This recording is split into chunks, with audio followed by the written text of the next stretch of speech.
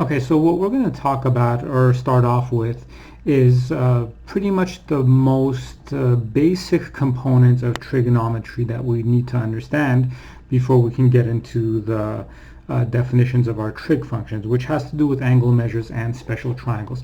Especially special triangles, those are in particular going to play an important role when we're working with the ideas in trigonometry. So let's first start off by defining or giving a basic definition of what an angle is. So an angle is constructed by joining two rays starting from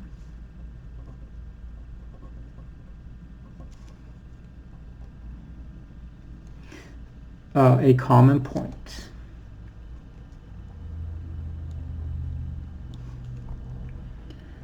And then we would say that this common point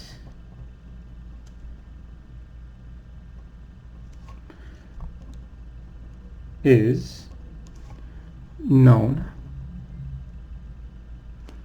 as the vertex. So technically speaking, visually speaking, an angle has two rays, such as this, and usually to create rays we need some points on it. So if this is angle, if I label those points as A, B, and C, what we notice here is what? Angle A is our vertex. Okay, so that right there is our vertex, and then we would call this theta, for instance. That's our angle. So one comment I want to make is that we can identify this angle theta here in multiple ways. So in other words, to basically make a comment here is that we can identify the angle above either by its vertex,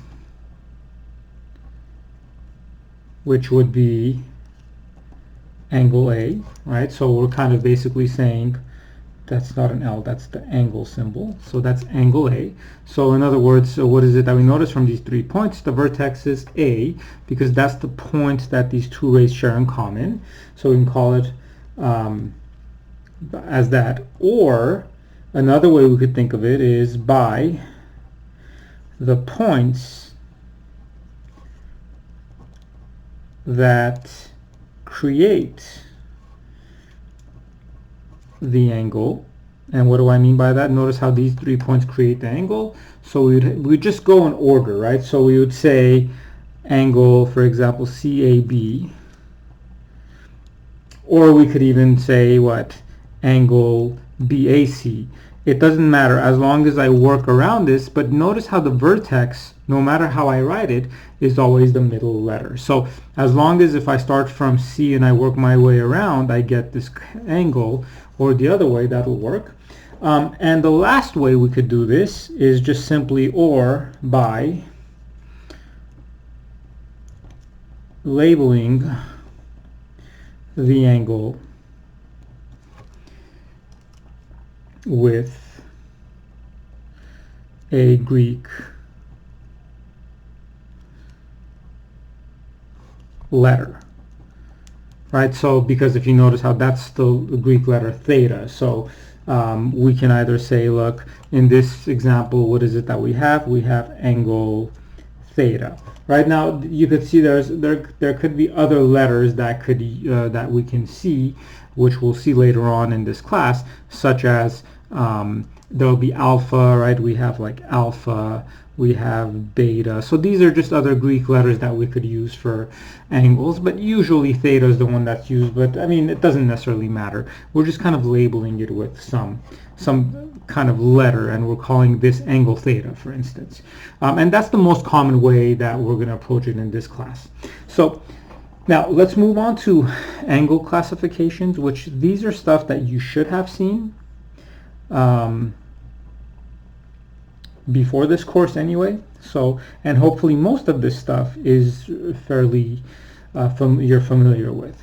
So the types of angles that we're going to classify between right now are right angles, which we know that right angles have a measure of 90 degrees. So we know visually whenever we've drawn this, it's usually our angle looks like this, and we always put kind of like this box to say that, hey, this is a 90-degree angle. Another type of angle that we have is a straight angles. And straight angles, I mean, just the name itself, if you have a straight line, the angle is 180 degrees, right? So what we know that these measure 180 degrees, so it looks like that, or that's 180 degrees. Okay, so with that said, let's move on to other types of angles or classifications. So we also have complementary angles,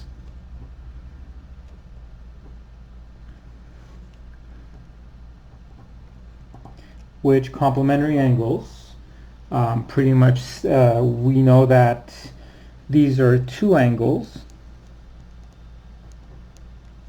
that add up to 90 degrees. So we know that, hey, anytime we have two angles that add up to 90 degrees, that means those angles are complementary. And then we also have supplementary angles,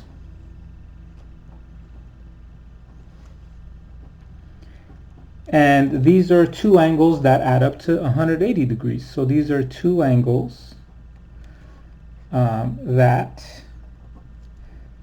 add up to 180 degrees. Okay, so the two types of angles, like complementary, supplementary, and then we also have acute angles, which I'm sure we all know that these are angles that measure less than 90 degrees. We have obtuse angles. These are angles that measure between 90 degrees and 180 degrees. So for instance, if I have an angle like this, we could see that this is clearly less than 90, which this is acute. And then if we have an angle that looks like this, which is less than a straight angle, but it's greater than a 90-degree angle, so this would be, this angle is obtuse. Okay, so those are our kind of examples, or the angle classification. So let's look at our first example where we'll kind of put this to use. So for example 1, we're going to say find the measure of each angle described. Okay, so the first example is the complement of 32 degrees. So now once again, what are we trying to find here? We're trying to find an angle that's the complement of 32 degrees. Now if you think back to what we said earlier, what is it that we know? Two angles are complementary if they add up to 90 degrees. So notice how we're talking about complements, that's what we want to use. So let's call the, so we can say, look, let the unknown angle equal to x, because that's what we're trying to figure out, right? So this complement of 32 degrees, that's this x, right? So what am I saying? Since this x has to be a complement of 32, what does that mean? Complementary means they have to add up to 32, or not 32, sorry, they have to add up to 90. So if I take x and I add it to 32, I should get 90 degrees, which that's what by definition of complement is. So notice how this becomes an easy equation we could solve for. So if I subtract 32 degrees from both sides, I get x equals to 58 degrees. So notice how the complement of 32 degrees is 58. How come? Because 58 plus 32 adds up to 90. So the second example, you might want to pause the video and do this on your own because you should be able to do this. So the question now becomes, this is the supplement of 111 degrees. So same idea as part A. So if you want, you could try to do this on your own and then play the video after you do this. But here's what we know. We can say, look, let unknown, once again, we could say let the unknown angle equal to x. So then what is it that we know here? We know that x plus 111 has to equal to 180 degrees since they're supplements. Now we solve this as well. Subtract 111, and what do we get? We get x equals to, it becomes 69, not 79. So it's 69 degrees. And so that's basically the supplement, okay? Now, part C is more of a visual, and so I'm kind of giving you an example of each because for homework you'll also see stuff like this. So if I give you this, so what is it that we know? We have a right angle, and I'm breaking this up. So this is 22 degrees, and this is theta. So we're trying to solve for theta. But what is it that we notice about theta and 22? If I add them up, I'll get 90 degrees. So this is, if you think about it, these two angles are complementary. So how would I find theta? I know that theta plus 22, because if I add theta, which is this, and if I add 22, I get this whole thing, which is 90. Now we solve for theta. So if I subtract 22 from both sides, I get theta is equal to 68 degrees. Okay, so that was our first example. Now let's go on to talking about how many ways we could express angles. So we know that angles can be expressed in three ways. One way is in decimal degrees, which practically, if you think about the first example we did, it was all in decimal degrees, okay?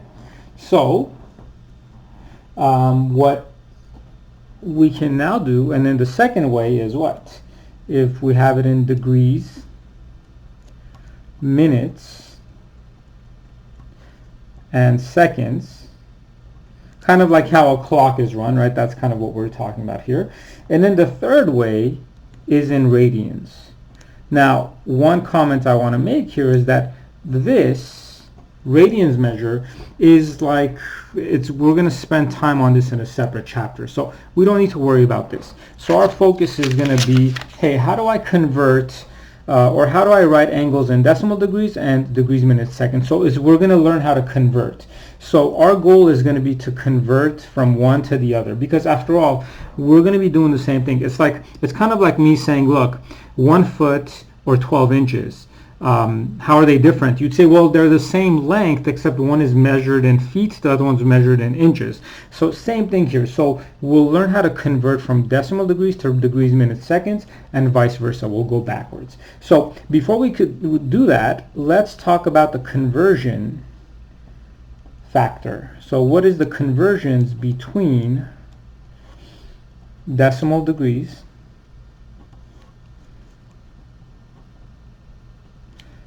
to degrees, minutes, seconds? So I'm basically kind of saying, hey, what's the conversion that I need to be able to go back and forth? So this is a two-sided arrow because we're going to go both ways.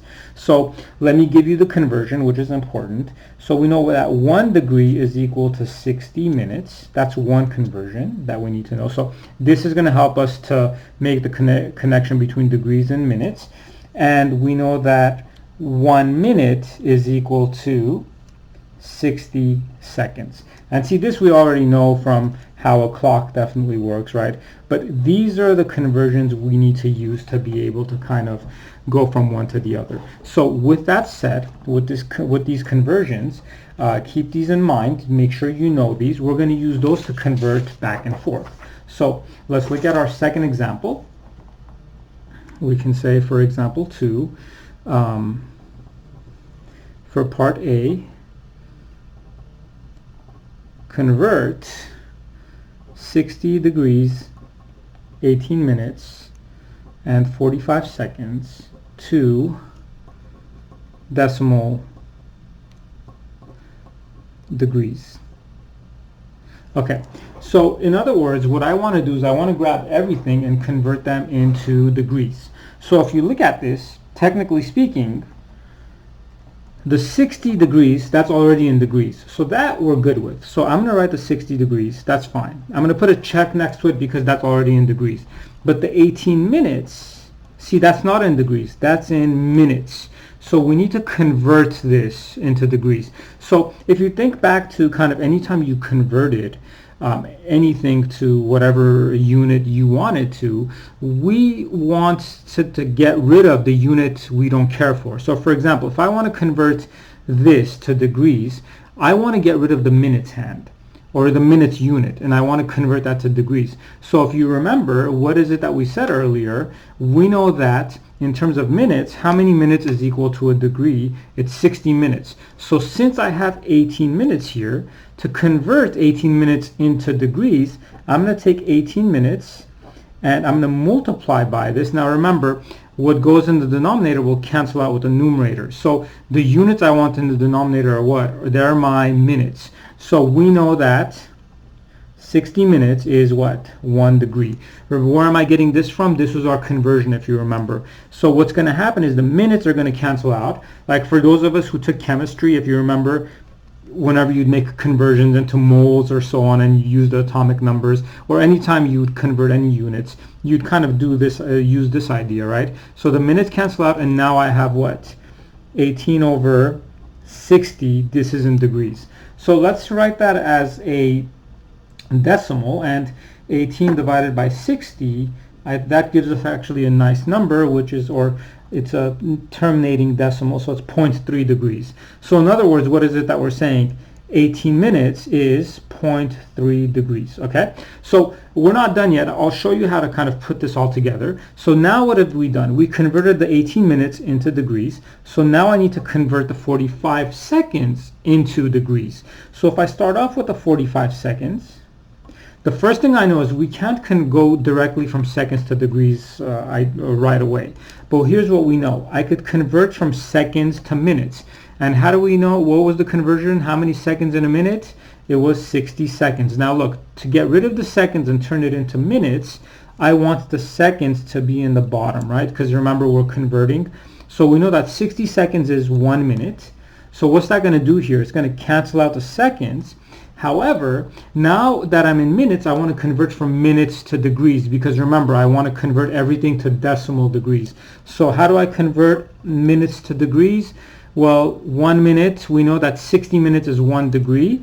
So then the minutes will go on the bottom. So these minutes cancel out and I get 1 degree. So now we could multiply this out. So what do I get? I get 45 times 1 times 1.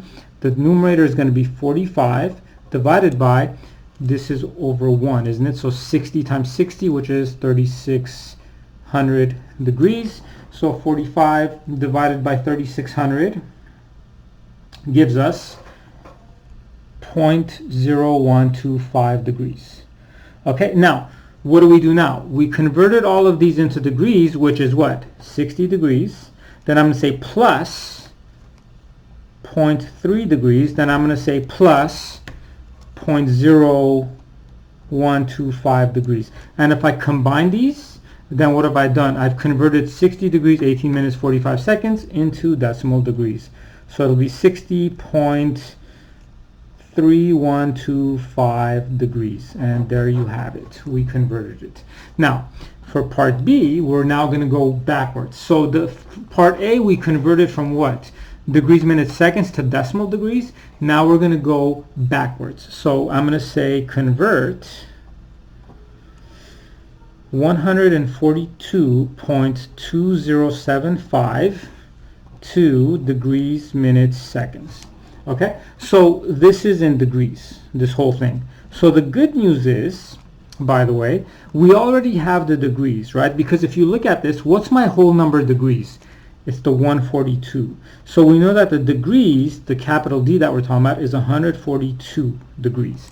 Now, what is this decimal suggesting whenever we have a decimal with degrees? That means we have minutes and seconds. So we're going to go one step at a time. So to find the minutes, what do I need? I'm going to take the 0.2075 degrees, which is what was left over, and I'm going to convert this into minutes. Now, how do we know we have seconds? At this point, we don't know. But what I want to do is I want to convert this into minutes first. And if you remember the conversion, what did we know? That 1 degree is 60 minutes, except now since I'm converting from degrees to minutes, I need to make sure that this degree cancels out, so my degrees are going to go to the bottom. So 1 degree is 60 minutes. Now I could use my calculator to multiply this out. So if I do that, what's 0.2075 times 60? That gives me 12.45 minutes.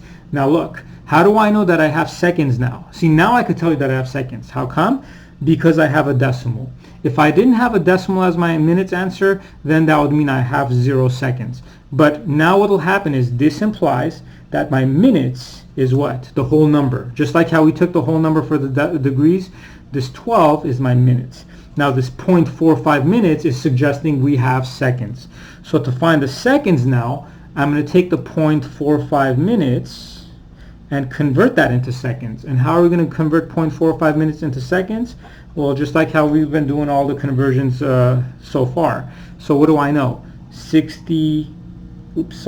1 minute is 60 seconds. So the minutes will cancel out. And what's 0.45 times 60? That gives us 27 that's a whole number. So that's our seconds. Now, if we had a decimal here, then we would round because we're stopping at seconds, okay? So what would this look like? 142.207 in degrees, minutes, seconds would be 142 degrees, 12 minutes, 27 seconds, okay? So that's how we converted from the other way, okay? Now, let's talk about how we're going to be constructing angles, because that's also going to be important as we go along in this class. So as far as angles are concerned, we're going to be constructing them by starting with, so let's write this out. Angles are constructed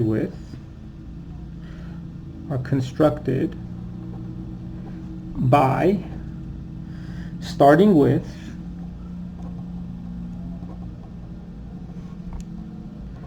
the initial side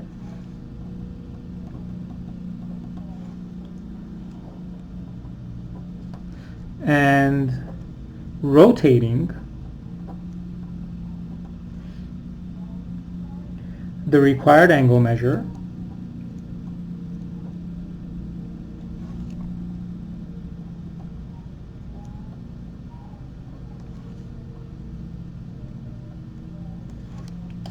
to reach its terminal side.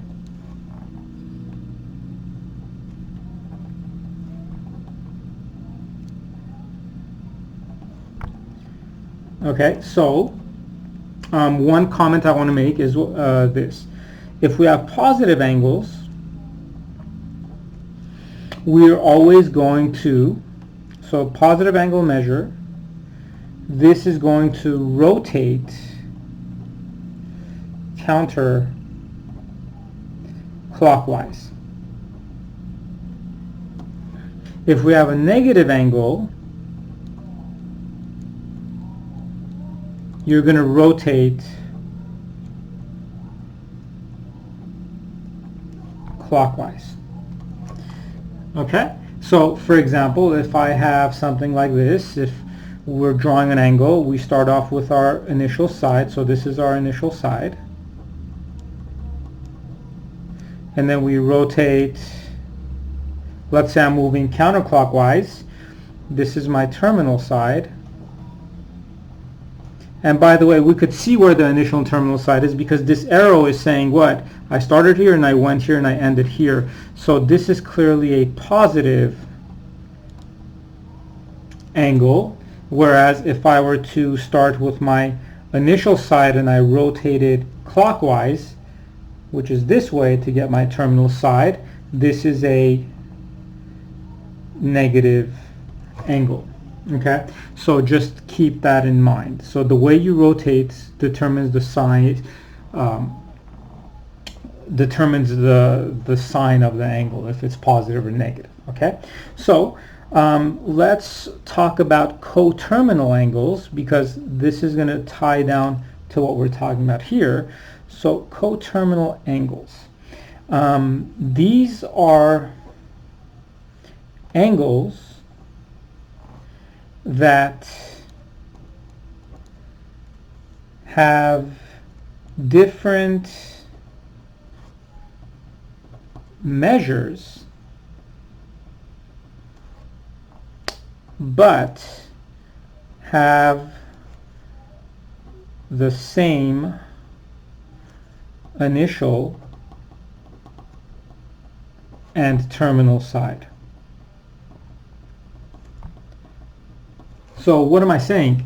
If you draw two angles, you end up getting pretty much the same initial and terminal side. So there are two different angles. So for example, if I were to kind of go back to this, like let's say I draw an angle that's 20 degrees. Okay?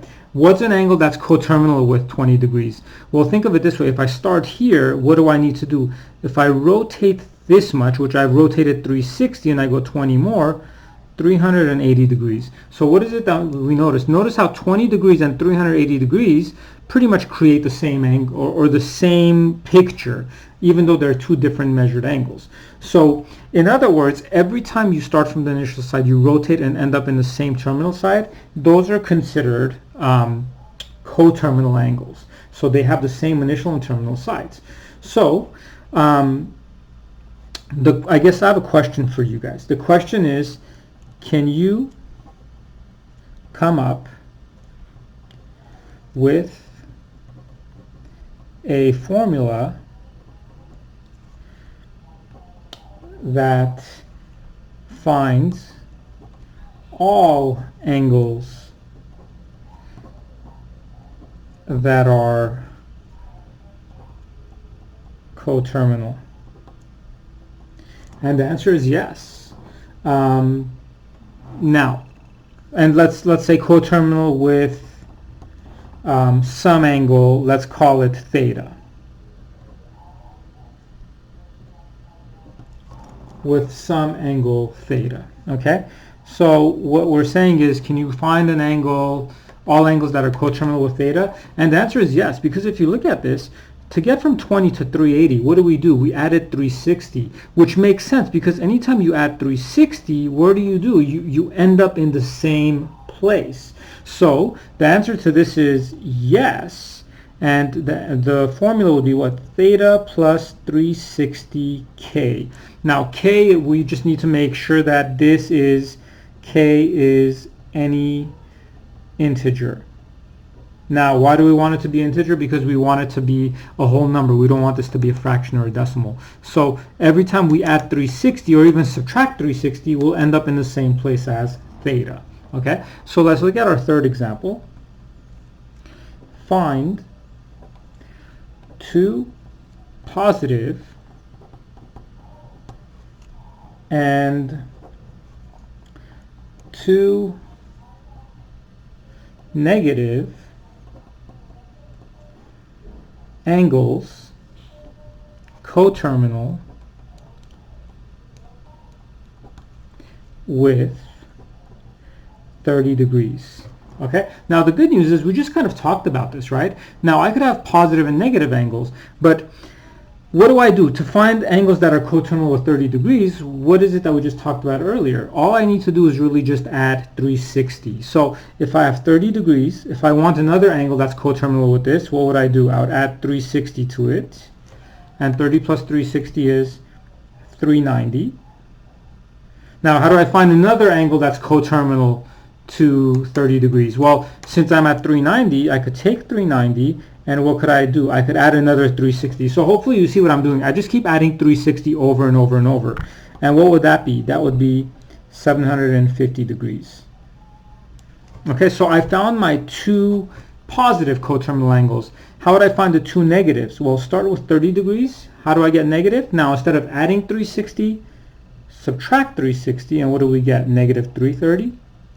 And then now take negative 330 degrees, and what are we doing again? Subtract another 360, which would give me negative 690 degrees. And those are my other two so 30 degrees, 390, 750, negative 330, negative 690, those are all coterminal angles. How come? Because if you were to draw these out, they would all have the same initial side and they would have the same terminal side, even though the angles are different, because all we're doing is adding 360. Okay, so the last thing we're going to talk about for this section is that it has to do with special right triangles. And these are going to play an important role in trigonometry. Okay, so and these are important to make sure you know. I'm sure you've seen it at some point, but I want to make sure that you remember it because we're going to use it over and over. This is probably one of the most important things you're going to need to know in this class. So we know that for any right triangle,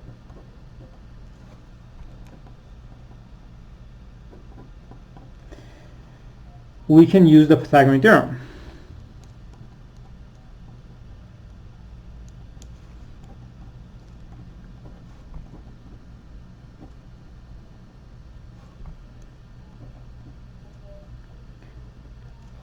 To find the third missing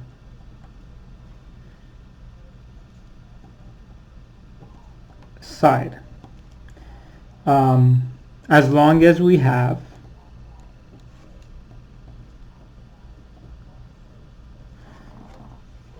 two of the sides.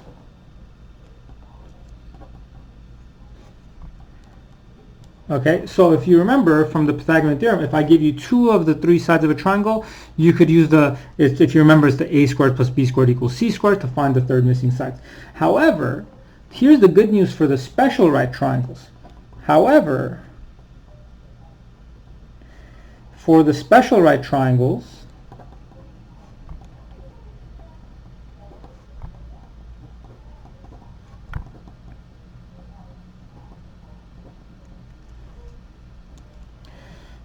which, if you remember, for the special right triangles, those are the 45, 45, 90, and the 30, 60, 90. The good news for this one is we only need one side to be able to find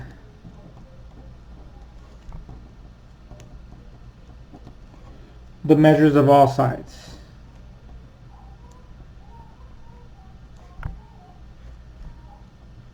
So the good news here is what? We're saying, look, unlike the Pythagorean theorem where you need two of the three sides to be able to find the third missing side, for 30, 60, 90, 45, 45, 90, all we're saying is, look, give me one missing side or one side of this triangle and I'll be able to find all the other missing sides, which is going to play an important role in this class.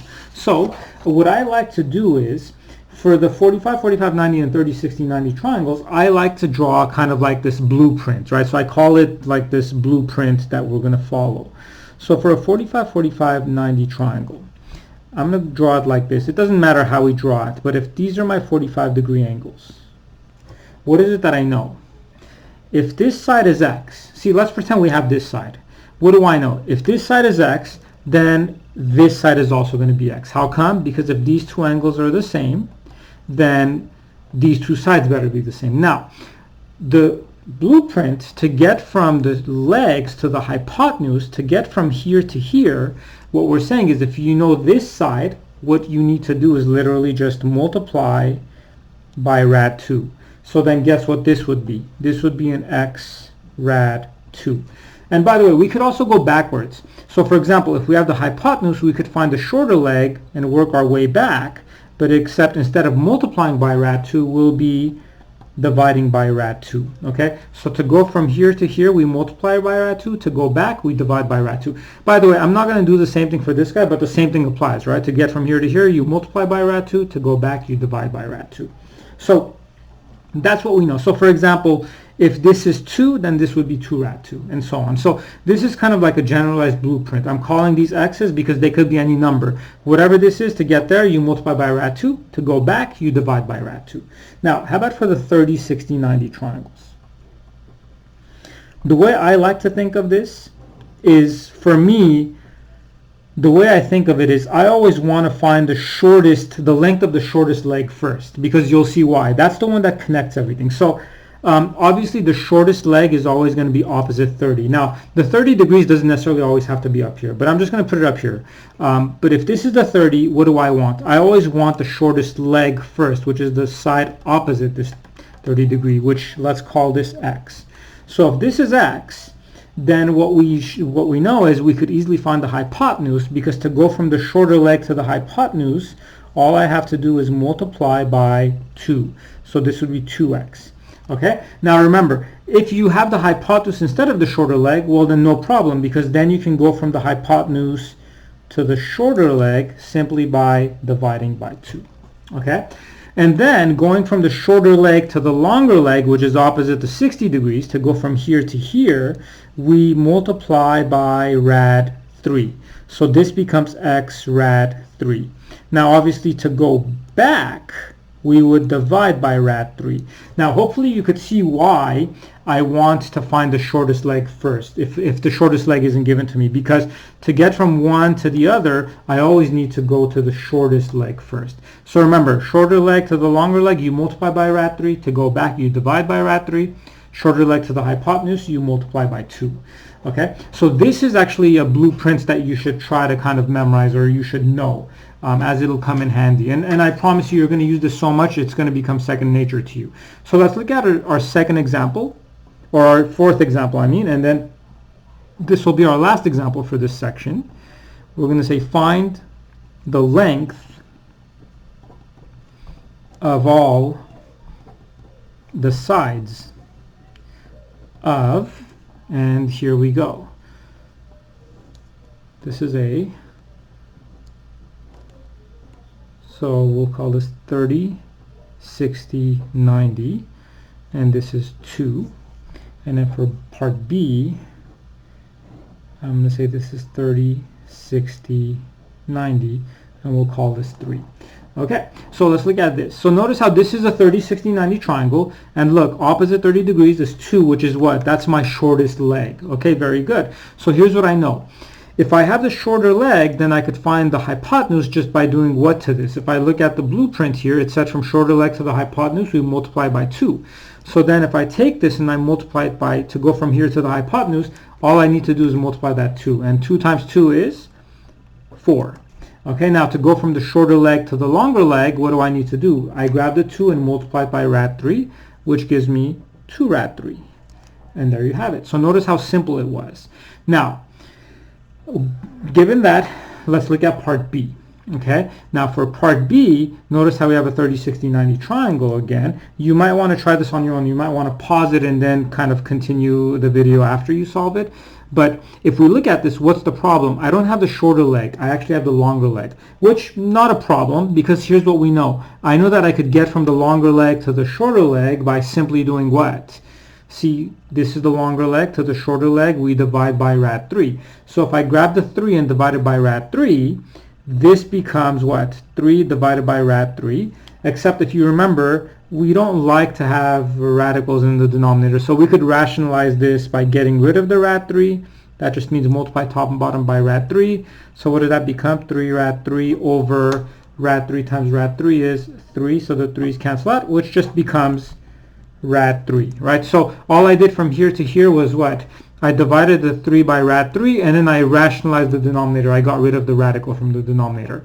Okay, now look, I went from the longer leg to the shorter leg, and then to get from the shorter leg to the hypotenuse, that's simple, because what is it that I need to do? I just need to grab the rad 3, multiply it by 2, and 2 times rad 3 just becomes 2 rad 3. And there you have it. So we solve these triangles. Now, I didn't do an example of 45, 45, 90, but it would be identical, okay? So this pretty much takes care of section 1. If you do have questions about anything from the notes, no worries. Make sure to reach out to me, or whenever we meet as a class, you're more than welcome to ask me any questions you may have.